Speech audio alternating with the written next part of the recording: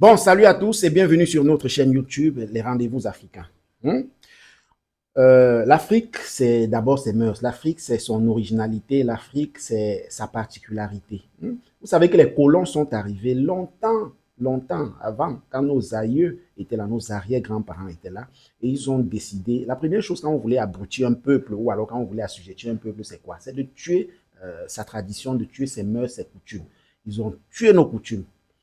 Aujourd'hui, on fait la vidéo où vous dit que Ibrahim Traoré a décidé de remettre les coutumes au cœur de tout au Burkina Faso. Ibrahim Traoré a décidé de remettre les coutumes au cœur de tout développement.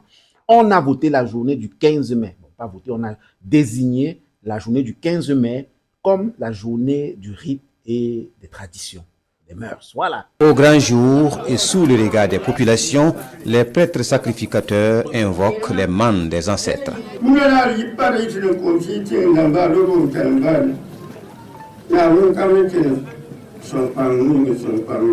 Nous sommes au palais de Bazoulé, où Naba Kiba et les gardiens de la tradition célèbrent la journée des traditions et des coutumes.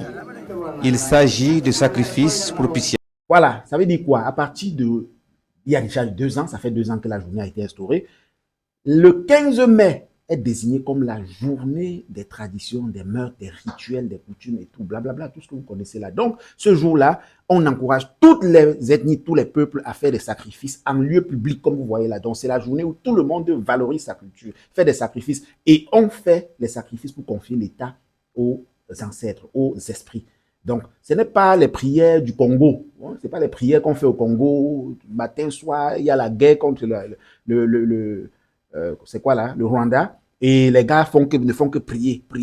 Les esprits sont là, on n'invoque pas les esprits. Le nord Kivu et c'est le sud Kivu et autres là, le Kivu, bref, en tout cas, il y a des ancêtres qui sont là-bas, les esprits de nos ancêtres, des ancêtres africains, des Congolais sont là-bas.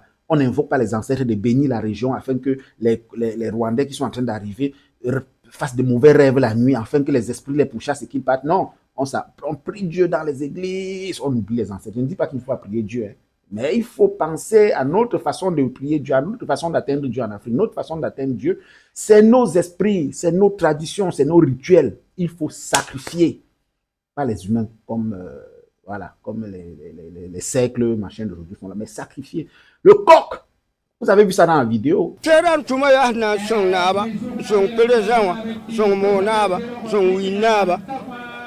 Nous avons fait des sacrifices pour demander soutien et protection pour le pays, pour le chef de l'État, le Mogo Naba et ses ministres. Nous avons également demandé protection pour tous ceux qui se battent jour et nuit contre les forces du mal et pour ceux qui posent des actions de développement pour le Burkina.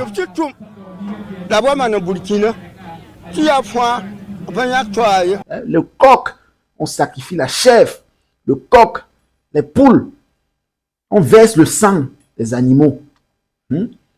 Ceux qui sont chrétiens là, vous avez vu dans la Bible, dans l'Ancien Testament, on versait le sang. On versait le sang. Mais vous allez dire non, ça a été aboli, ça a été le Nouveau Testament. Non, on versait le sang. Dieu ne peut pas se tromper, il y a une chose qui est certaine. Dieu ne peut pas se tromper. Donc si Dieu a autorisé les sacrifices à un moment, il ne peut pas encore dire non, je ne veux plus qu'il y ait sacrifices, je m'étais trompé, ce n'est pas bien. Non, il y a les sacrifices dans la Bible, on peut faire les sacrifices. Et Dieu va accepter les sacrifices. Il ne faut pas réfléchir longtemps pour voir ça. En tout cas, voilà ce qui se passe. Je vais vous laisser un petit, suivez un peu comment quand on croit aux coutumes, où est-ce que ça peut aller. Imaginez-vous, voilà, imaginez-vous. Donc, est-ce que vous avez déjà, par exemple, entendu parler de la foudre, donc de quelqu'un qui a été foudroyé, la foudre frappe sur quelqu'un. Quand il meurt, comment est-ce que ça se passe? Je vous laisse regarder le petit documentaire pour savoir comment est-ce qu'en Afrique, normalement, on devrait traiter chaque cas de façon particulière. Aujourd'hui, quand les choses arrivent, on porte ses mains, on pas faire, on ne suit plus nos rituels, nos coutumes, et c'est comme ça que les ancêtres sont fâchés. Les esprits sont totalement à l'envers de notre de parcours. Et on veut réussir comment? L'Afrique sera toujours le continent le plus démuni, le plus maladif et le plus maltraité. Bref, écoutez, suivez le petit documentaire et avant, abonnez-vous, activez la cloche de notification et partagez cette vidéo qui devrait encourager chacun à respecter les rituels, les coutumes et les us de nos traditions.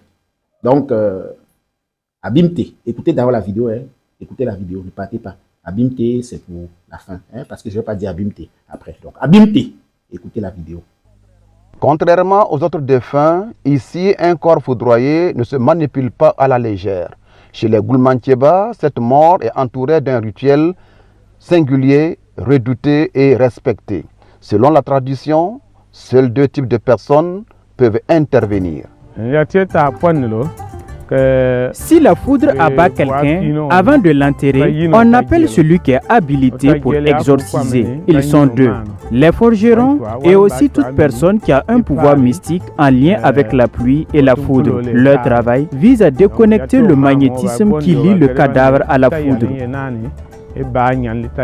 Les coutumes disent que celui qui oserait toucher le cadavre sans y être habilité subirait le même sort. La foudre, tôt ou tard, le frapperait à son tour. Après l'exorcisation faite par l'un des initiés, aidé par un croque-mort, direction le cimetière. Mais ici encore, les règles changent. Pas de tombe classique, juste un trou unique creusé. La mise en terre du corps est aussi spectaculaire.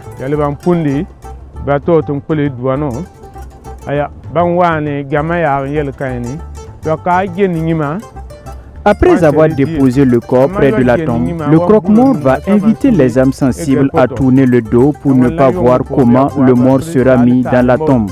Le corps descend dans la tombe par une poussette avec la main ou le pied, peu importe la position dans laquelle il se trouvera dans la tombe.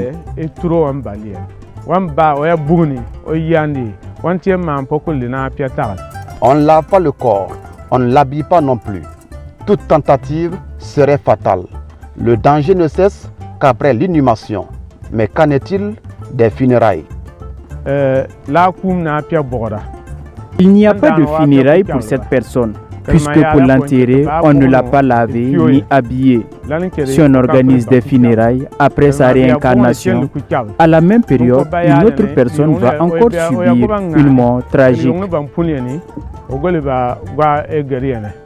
Ce processus d'inhumation d'une personne tuée par la foudre chez les Goulmanthiéba est similaire, à quelques exceptions près, à celui d'un accidenté.